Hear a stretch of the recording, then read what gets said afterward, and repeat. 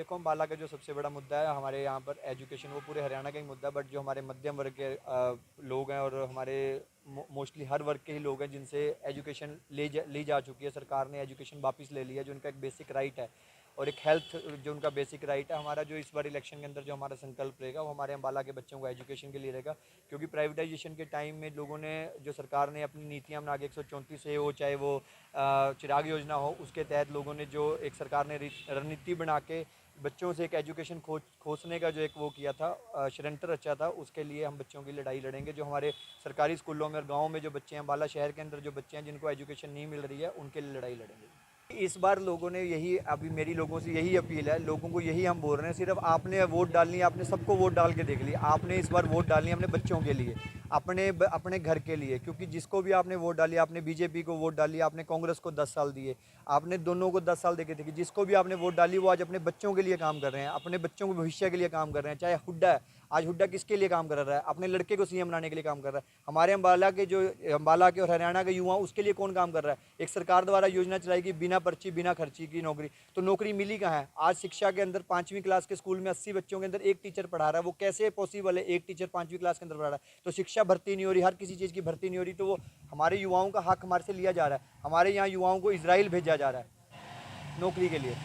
तो जनता ने हमारी इस बार, जो हमारी यही जनता से अपील है, अगर पूरा हमारे को समर्थन देगी जनता, और जनता हमारे को पूरी, हमारी खुद की सरकार बनेगी, तो हम किसी को गठबंधन क्यों देंगे? और सरकार बनेगी, जो सरकार हम जो मुद्दे लेके आ रहे हैं, जो दुष्यंत जी ने पहले भी काम करवाए हैं, पीडब्ल्यूडी मिनिस्ट्री में रहते हुए काम करवाए हैं, हमारे अम्बाला शहर के अंदर काम क्यों नहीं हुए? तो वो उसके, आप उसके पीछे गहराई में जाओ ना, उसके पीछे कौन था, उस काम को रोकने वाला कौन था? अगर कैंट में आपसे 5 किलोमीटर 7 किलोमीटर दूर जाके काम हो सकता है, तो अम्बाला शहर के अंदर क्यों नहीं काम हुए?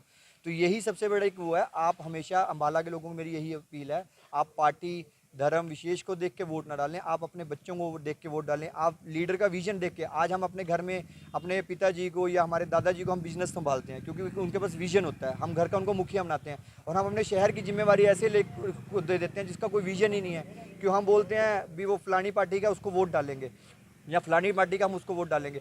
आप जिसको भी हमने वोट डाली, हमने 10 साल कांग्रेस को दिए, उसने अपने अब जो युवा विकास किया तो अपने घर में विकास किया, अगर नारी विकास किया तो अपने घर का विकास किया। आज हमने कांग्रेस बीजेपी को वोट डाली, ठीक है, तो बीजेपी वालों ने क्या किया? अपना विकास किया। अम्बाला शहर का विकास कहाँ है? बेटी बचाओ बेटी पढ़ाओ के जो चौक बनाए गए, धरातल पे बेटियों को क्यों नहीं पढ़ाया गया? आज भी देवी नगर की मेरी छोटी बहनें, मेरी जो मातृशक्ति है, वो एक रिक्वेस्ट करती है सबको भी, वहाँ पर स्कूल नहीं है, तो स्कूलों को क्यों नहीं वो किया गया? स्कूलों की आगे क्यों नहीं गया? वहाँ पर आज भी आप धरातल पे जाओ, वहाँ स्कूलों में वही नहीं है। आज सेकता बिशनगढ़ की बच्चियाँ आज भी 8 किलोमीटर पैदल चल के जाती हैं, उनके वहाँ सड़क भी नहीं है जो एक बस लगवाई जाए। अभी ये राज्य परिवहन मंत्री बने हैं, तो इनको 4 लेटरें दी हैं गाँव वालों ने, तो इन्होंने वो तब उन बच्चों का नहीं सोचा। बेटी बचाओ बेटी पढ़ाओ कागजों और अखबारों में लगा के ही नहीं बचेंगी बेटियां, बेटियों को धरातल पे बचाना पड़ेगा। किसानों के हक के लिए वो सरकार में गए थे, अगर 11 फसलों पे एमएसपी दी तो किसने दी?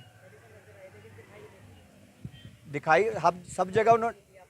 आप लोगों को, किसानों का जो एक मुद्दा है आज जो एजुकेशन, आप लोग अंदर भी यही सवाल था आप लोगों का, जो हमारा एक मुद्दा है उसमें हमारे किसान भी आते हैं, जो एजुकेशन का मुद्दा है, तो वो अब किसानों का जो एक मुद्दा, वो हमारा उसमें एजुकेशन भी है, सब चीज़ें हैं, तो वो किसानों का हर मुद्दा सोल्व होएगा। और कौन से परिवार में मन मुटाव नहीं होता? अगर किसानों की पार्टी, हमारे भाई हैं, जाके मनाएंगे सबको।